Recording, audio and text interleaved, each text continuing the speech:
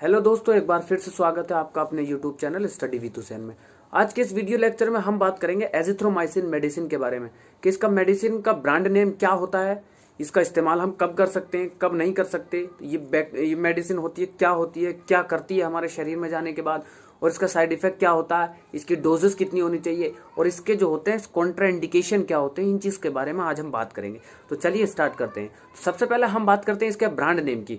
तो brand name जो है ये मार्केट में आपको कई ब्रांड नेम से मिल सकती है, जैसे कि एजिस्पाइन 250 mg में मिलती है, एजिसिप 500 mg में मिलती है, एजिट्रक्स 250 mg में मिल सकती है। तो इसके जो होते हैं कई सारे ब्रांड नेम होते हैं, अलग अलग कंपनियां बनाती हैं तो अलग अलग अपना नाम रखती हैं, लेकिन इसका जेनरिक नेम जो होता है वो एजिथ्रोमाइसिन होता है। ठीक, अब हम इसके बात करते हैं मैकेनिज्म ऑफ एक्शन की। ठीक, तो ये मेडिसिन जो होती है ये एक एंटीबायोटिक मेडिसिन होती है, यानी कि ये बैक्टीरिया की ग्रोथ को रोकने के लिए, यानी कि बैक्टीरिया के जो नंबर होते हैं, बैक्टीरिया जो बढ़ रहा होता है, इन्फेक्शन फैला रहा होता है, उसकी ग्रोथ को रोकने के लिए इसका इस्तेमाल किया जाता है। ये जो होती है बैक्टीरिया के अंदर जाकर उसके प्रोटीन के जो सिंथेसिस होता है, प्रोटीन का जो संश्लेषण हो रहा होता है, सिंथेसिस हो रहा होता है, उसको रोक देती है।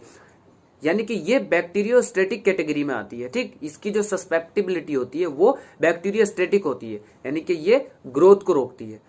ठीक, अब हम बात करते हैं इसके थेरेपेटिक यूजेस की, यानी कि ये जो होती है किन किन बीमारियों में इसका यूज किया जा सकता है, किन किन बीमारियों में नहीं किया जा सकता। ठीक है, तो ये जो होता है सर्टेन बैक्टीरियल इन्फेक्शन में इसका यूज किया जा सकता है, जैसे ब्रोंकाइटिस, यानी कि ब्रोंकाइटिस यहाँ ब्रोंकिस होती है, वहां पर इन्फेक्शन हो जाए तब इसका हम यूज कर सकते हैं। दूसरा, निमोनिया में भी इसका इस्तेमाल किया जाता है। सेक्सुअली ट्रांसमिटेड डिसीज एसटीडी में इसका यूज किया जा सकता है, जो सेक्सुअली ट्रांसमिटेड डिसीज होते हैं। दूसरा, ईयर इन्फेक्शन में इसका इस्तेमाल किया जाता है। लंग्स डिजीज जो होती है, लंग्स इन्फेक्शन हो जाता है, उसमें भी इसका इस्तेमाल हम कर सकते हैं। साइनसिस में भी इनका इन्फेक्शन, यहाँ का साइनस होता है हमारे, यहाँ अगर इन्फेक्शन हो जाए तब भी हम इसका इस्तेमाल कर सकते हैं। दूसरा, स्किन अगर इन्फेक्शन हो जाए यहाँ पर भी इसका इस्तेमाल हम कर सकते हैं। थ्रोट, हमारे गले में इन्फेक्शन हो जाता है तब भी हम इसका इस्तेमाल करते हैं। और दूसरा, रिप्रोडक्टिव ऑर्गन सिस्टम, यानी कि जो मेल और फीमेल के जो रिप्रोडक्टिव सिस्टम होते हैं, रिप्रोडक्टिव ऑर्गन होते हैं, वहां पर अगर इन्फेक्शन हो जाए तो वहां भी इसका हम इस्तेमाल करते हैं। ठीक, तो ये तो हो गए इसके थेरेपेटिक यूजेस। अब हम बात करते हैं कि इसके साइड इफेक्ट, कि अगर हम इस मेडिसिन का इस्तेमाल कर रहे हैं तो इसके साइड इफेक्ट हमें क्या क्या देखने को मिल सकते हैं।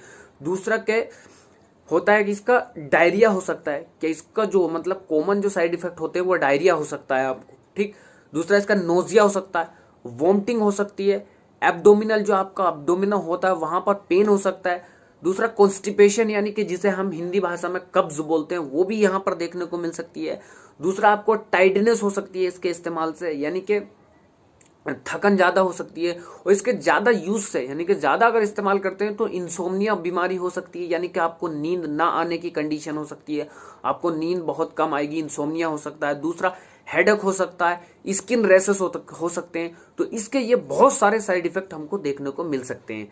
साइड इफेक्ट तब होता है जब कोई भी मेडिसिन अगर हम ओवर ले लेते हैं, या मतलब ज्यादा डोजेस ओवरडोज हो जाती है, तब इसका इस्तेमाल हो जाता है हमारे शरीर में। डोजेस ज्यादा होने की वजह से इसका साइड इफेक्ट हमको देखने को मिल सकता है।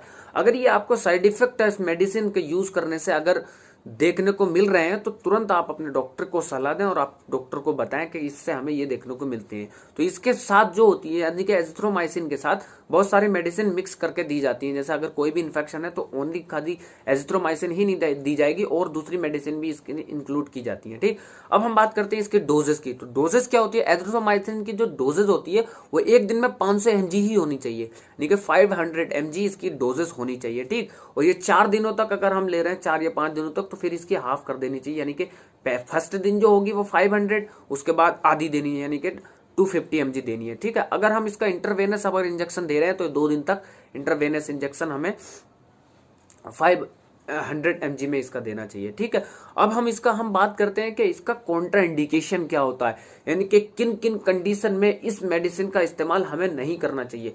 इसीलिए डॉक्टर को पूरी जानकारी देनी चाहिए अपने बारे में। जब भी हम किसी भी हमारा कोई भी इन्फेक्शन वगैरह है, या कोई भी हम अगर किसी चीज के इलाज करा रहे हैं, तो अगर आपको कोई दिक्कत हो तो आपको अपने पूरी हिस्ट्री डॉक्टर को देनी चाहिए। उसी वजह से आपको उसी कैटेगरी की वो आपको दवाई देगा। अगर आप अगर उसको पूरी डिटेल नहीं बताएंगे डॉक्टर को तो उसमें जो होगा आपको दिक्कत हो सकती है, क्योंकि बहुत सारे ऐसी दिक्कतें होती हैं कि कोई सी मेडिसिन होती है कि ये इस दिक्कत में आपको नहीं देनी चाहिए, तो उसका कॉन्ट्राइंडिकेशन ज्यादा हो सकता है, वो आपके लिए पॉइजन का काम कर सकती है, टॉक्सिसिटी हो सकती है उससे।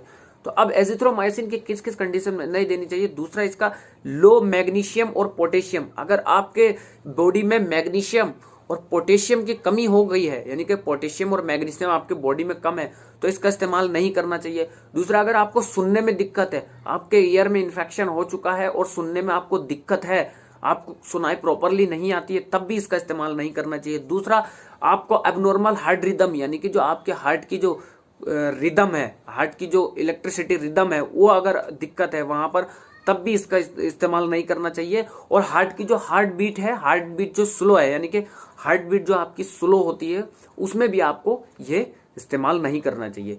तो ये इसके कॉन्ट्रा इंडिकेशन होते हैं। ठीक, तो यहां पर हमने आपको एजिथ्रोमाइसिन के बारे में पूरा बताया। तो आपको कोई भी मेडिसिन बिना डॉक्टर की सलाह के कभी भी नहीं लेना चाहिए। कभी भी कोई सी मेडिसिन का खुद ही इस्तेमाल नहीं करना चाहिए कि किसी ने बताया कि इस बीमारी में या इस इन्फेक्शन में ये मेडिसिन काम करती है, तो उसका इस्तेमाल नहीं करना चाहिए, क्योंकि ये बहुत आपके लिए नुकसानदेह हो सकती है, यानी कि बहुत ज्यादा टॉक्सिसिटी आपके बॉडी में कर सकती है। ठीक, तो इसीलिए आपको डॉक्टर की सलाह के बिना कोई भी मेडिसिन नहीं इस्तेमाल करना चाहिए। तो thank you for watching. Video कैसा लगा कमेंट्स में जरूर बताइएगा, और अभी तक अगर आपने हमारे चैनल को सब्सक्राइब नहीं किया है तो ऐसी ही नॉलेजेबल वीडियो पाने के लिए हमारे चैनल को सब्सक्राइब कर लीजिएगा, बेल आइकन प्रेस कर दीजिएगा, ताकि आने वाला नोटिफिकेशन आपको मिलती रहे और आप सबसे पहले हमारी वीडियो का लिंक पाएं और देख सकें। ठीक, तो thank you for watching. Comments में जरूर बताइएगा।